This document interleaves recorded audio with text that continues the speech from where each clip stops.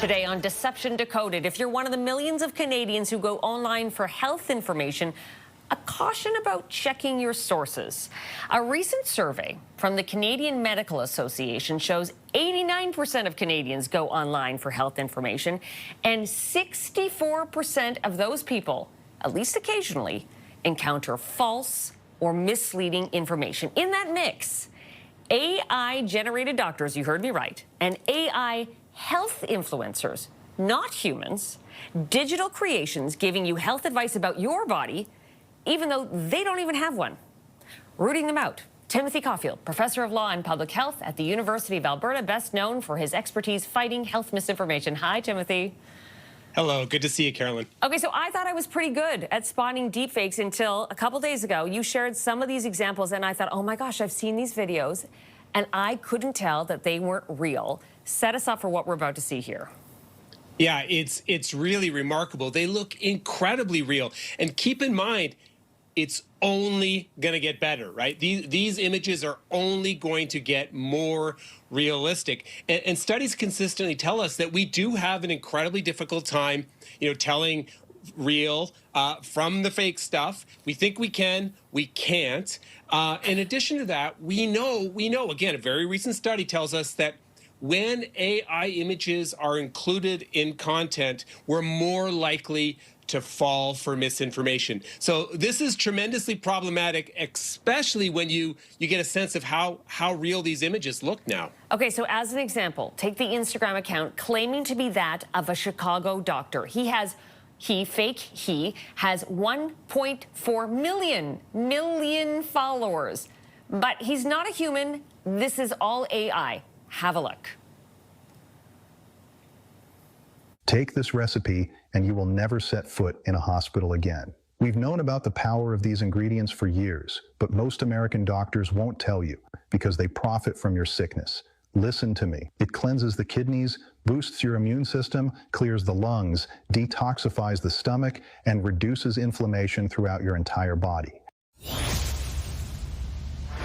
Okay, I just can't. It looks so real, Timothy. How are we supposed to know that that was fake?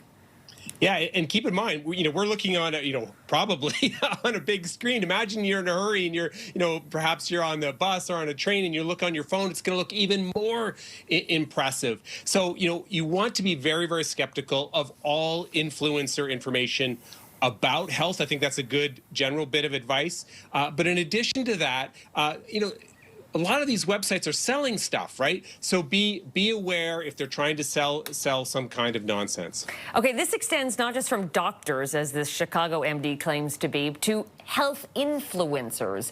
And there's an example you shared with us of a really sweet-looking Amish woman sharing what sounds like reasonable health advice, except, again, not a human. Have a look.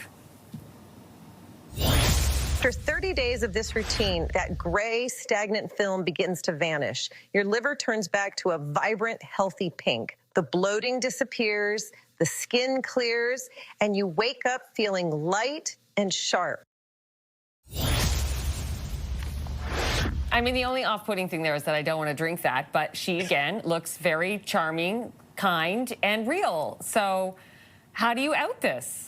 Yeah, first of all, that's misinformation, the stuff we heard from the doctor, misinformation. But one of the great paradoxes here is, a lot of these AI influencers, they're leveraging kind of authenticity. They're trying to look folksy and real. So there's a real irony that it's, kind of completely, it's a robot, right, that's trying to sell you the stuff.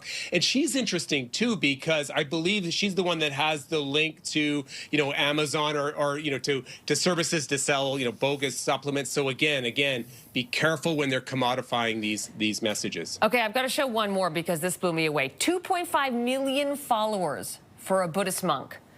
Not a human. I'm going to teach you more in the next 60 seconds about the thyroid than most board-certified endocrinologists ever explain. Not to attack anyone, but to give you clarity. Maybe the monk does know about thyroid, but apparently that's not a human, and that's not true.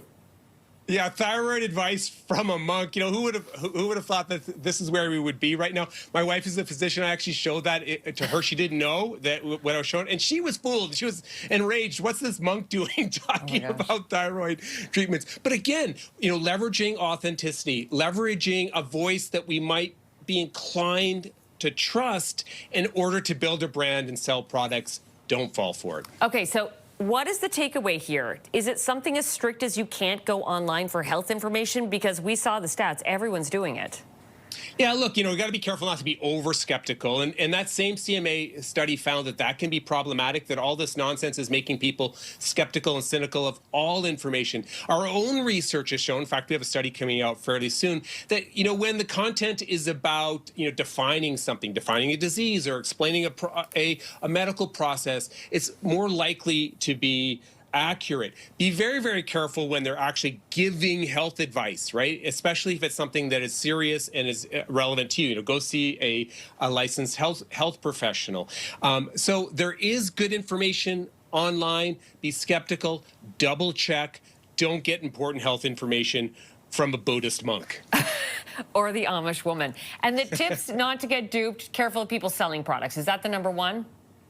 Yeah, be careful of people selling products for sure. And also, you know, I think increasingly it's going to require some humility. Know that it's going to become difficult to tell the fake from the real. So pause and double check. Well, we're real. At least there's that. Thank you, Timothy. Thank you. Timothy Caulfield, Professor of Law and Public Health at the University of Alberta.